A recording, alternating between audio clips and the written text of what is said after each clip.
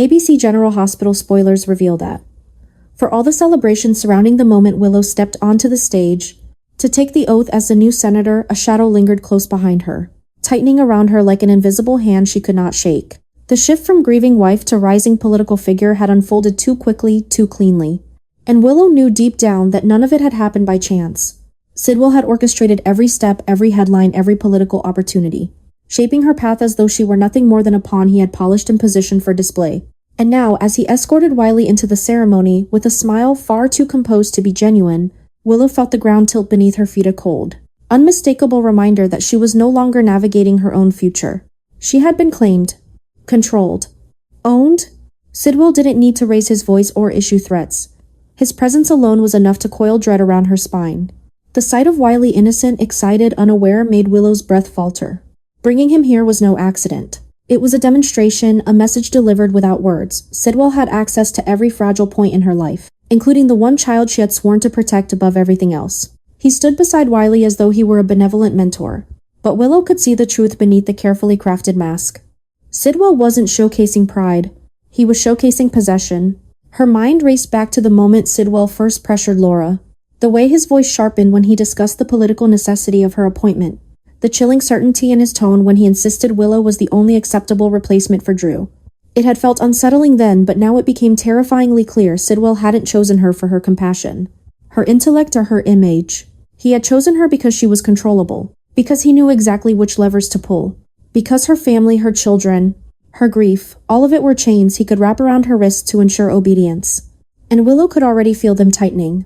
During the ceremony, she tried to smile, tried to match the applause rising around her. But every sound echoed strangely as it filtered through her growing panic. Wiley waved enthusiastically from Sidwell's side, and Willow's heart clenched with a dread so sharp it nearly stole her breath. If Sidwell could bring Wiley here without her permission, what else could he do? How much of her life had he already infiltrated? How many decisions waiting in her future to truly be her own? Sidwell watched her with an expression that sent a chill down her skin, a faint, the satisfied curve of the lips as though he were admiring a masterpiece he had personally carved. And Willow realized with horrifying clarity that the ceremony was not a celebration of her achievement. It was the final act of Sidwell cementing his ownership over her political career. By placing Wiley at the center of the event, Sidwell had made the message unmistakable as senator. Willow would not speak, move, or act without him hovering behind her like an unspoken threat. Her thoughts spiraled as she struggled to maintain her composure. The spotlight felt suffocating, the applause hollow, the air around her too thin. Willow's pulse thundered in her ears, each beat echoing with the same warning she was not safe. The title she had accepted with pride had shifted into a gilded cage, and Sidwell held the key. She could almost feel his hands shaping her future, twisting her motivations, molding her into the political weapon he needed. The panic curled through her ribs like fire. Willow remembered the hope she once had when Laura first suggested the idea of her taking Drew's seat, a moment filled with possibility, purpose, and the belief that she could do good in a world drowning in corruption. But now that world had turned its teeth on her. She hadn't stepped into leadership. She had stepped into Sidwell's trap. And still she could not react. Not here. Not in front of the cameras, the audience, the press buzzing with excitement. She could not show fear even as Sidwell guided Wiley closer, resting a hand gently on the child's shoulder as though claiming the boy was nothing more than a prop in his unfolding plan. The gesture nearly shattered her. Wiley smiled. Sidwell smiled. And Willow felt herself sinking deeper into the terrifying realization that her new title did not elevate her, it tethered her. Sidwell had designed every move with precision, placing her exactly where he needed her, visible, influential, and vulnerable. If she resisted, he would not hesitate to use the one thing she cared about more than anything else. Her heart raced. Her vision blurred. Her mind screamed. But outwardly, Willow lifted her chin, recited her oath, and forced the world to believe she was stepping into power, even as she felt it slipping away. Because Sidwell had proven his point. He did not just control the position. He controlled her. And now every breath she drew as senator carried the same chilling truth. If she wanted to protect Wiley, she would have to survive the madness. Sidwell was preparing to unleash madness he expected her to play a role in, whether she consented or not. Willow had always believed that becoming senator would give her the platform and stability she needed to reclaim. Would a control of her life, especially the one thing she wanted more than anything else, full custody of Wiley and Amelia. The desire burned in her with a fierce intensity, a need sharpened by guilt, desperation, and the lingering shadow of every mistake she had made. She told herself that the new position would allow her to prove she was stable, capable, and worthy of being the sole protector of her children. But that purity of intention, that vulnerable longing was exactly what Sidwell wanted from her. He had studied her carefully, mapped out her weaknesses with the precision of a surgeon, and discovered that the deepest cut he could make was through the two small hearts Willow loved most. And now, as she stepped deeper into his world of manipulation, she realized too late that he was using the very thing she craved to destroy her from the inside out. Sidwell understood her better than she wanted to admit. He knew she feared losing Wiley and Amelia more than she feared losing her career, her reputation, or even her freedom. And so he dangled the illusion of stability in front of her, the promise of a future where she could hold her children close again, all while tightening the invisible chain he had wrapped around her. Every political decision she made, every public stance she took, every order she obeyed, he framed as necessary steps toward protecting her family. But Willow could feel the trap closing, could sense the shift from guidance to control, from influence to domination. Sidwell wasn't helping her reclaim her children. He was using them to own her.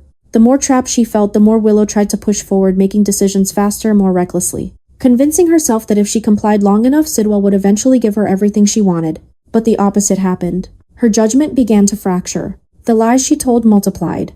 Each compromise pushed her one layer deeper into danger. And worst of all, every misstep she made created a new vulnerability for Sidwell to exploit. Willow could feel herself slipping, not just morally but psychologically. She had crossed lines she once swore she never would, and each line made the next one easier to cross. The nightmare sharpened when the rumor began Drew might wake up. The thought of it nearly stopped Willow's heart. Because Drew waking up did not simply threaten her lies, it threatened everything. If Drew regained consciousness and remembered even fragments of what she had done, the consequences would be catastrophic. Her political career would crumble in an instant. Her freedom would evaporate, and the custody she fought so desperately to reclaim would become impossible, forever out of reach. Worse than all of that, Drew waking up would break the delicate arrangements Sidwell had built around her. And men like Sidwell did not tolerate broken structures, they destroyed them. Willow felt the dread forming like a bruise inside her. She knew Sidwell would not hesitate to let her take the fall, to sacrifice her the moment she became inconvenient or exposed. And as she watched him maneuver through political circles with calculated ease, she finally understood the truth. She was never meant to succeed. She was meant to be used. Willow was a tool, a shield. A puppet, and the custody of Wiley and Amelia was the string Sidwell kept pulling to ensure she danced exactly how I wanted. The panic began to grow louder than her ambition. She could no longer ignore how dangerously her world was tilting. She had become unpredictable, frantic, making small mistakes that spiraled into larger ones. She snapped at allies, pushed away support, and buried herself in political obligations that left her exhausted enough for Sidwell's whispers to feel like guidance instead of commands. And all the while, her children, the innocent souls she meant to protect, became the justification for everything she did wrong. Her desire to save Wiley and Amelia had become the very weapon destroying her. The adjustment taking shape in her life was no longer something external. It was internal. A shift in the core of who she was becoming.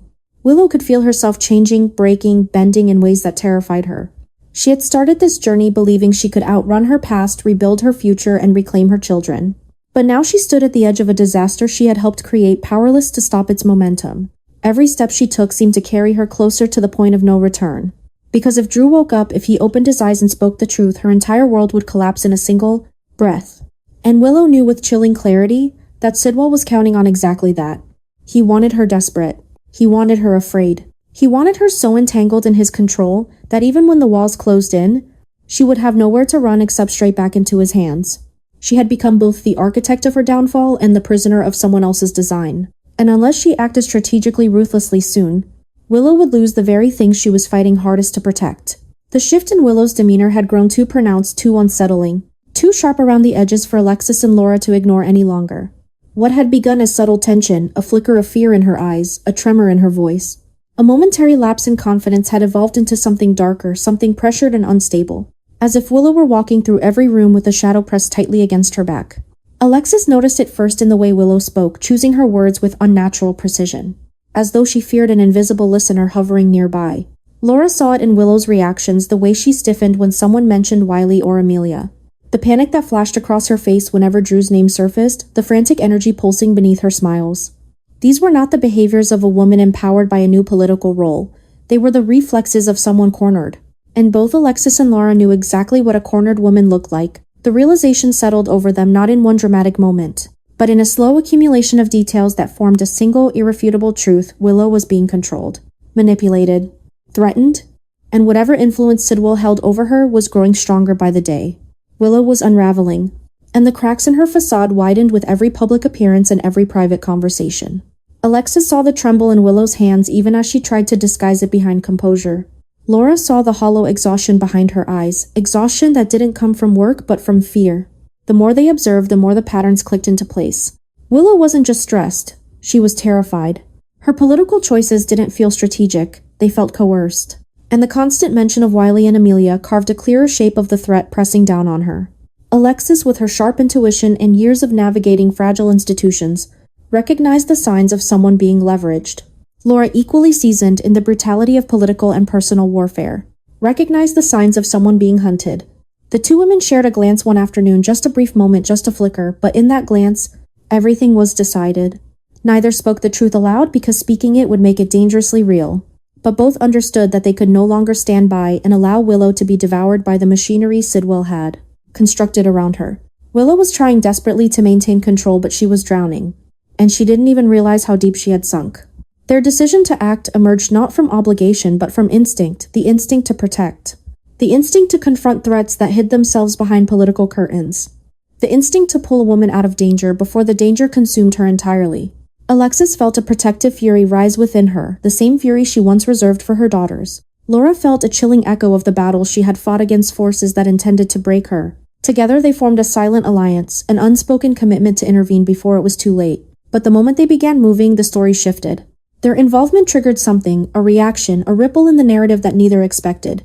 Information that had been buried began to surface. Patterns that had been invisible suddenly came into focus. And then came the moment that cracked the truth open, a small detail, an accidentally overheard conversation. A slip in Willow's carefully rehearsed explanations that revealed just enough for Alexis and Laura to understand the magnitude of what she was hiding. It was worse than they imagined. Sidwell wasn't merely influencing Willow. He was controlling her every political move, weaponizing her love for her children, positioning her in a power structure built entirely on intimidation and manipulation. And if Drew woke up, if even a fragment of truth escaped his lips, Willow's world would not simply collapse. It would drag half of Port Charles down with her. Alexis and Laura realized they were dealing with more than a frightened senator. They were dealing with a time bomb, disguised as a woman trying to hold herself together. Their decision to intervene now carried consequences far more explosive than either anticipated. Something had shifted. The air felt tighter. Conversations suddenly happened in whispers. Sidwell appeared more frequently in places he had no business being. And Willow, fragile, frightened Willow, seemed moments away from breaking under the pressure. The adjustment unfolding around them was no longer just Willow's burden. It had become a threat that reached into Innicass-Collin, every institution, every alliance, every future in Port Charles. Alexis and Laura knew what came next would not be gentle. Their involvement meant a confrontation was inevitable, and the secrets waiting to be revealed were powerful enough to shatter reputations, expose crimes, and ignite political destruction. But they also knew that stepping back was no longer an option. And as they prepared to pull the curtain back on Sidwell's control, one chilling truth settled over both of them. The shock waiting on the other side would change everything for Willow, for her children, and for Port Charles itself.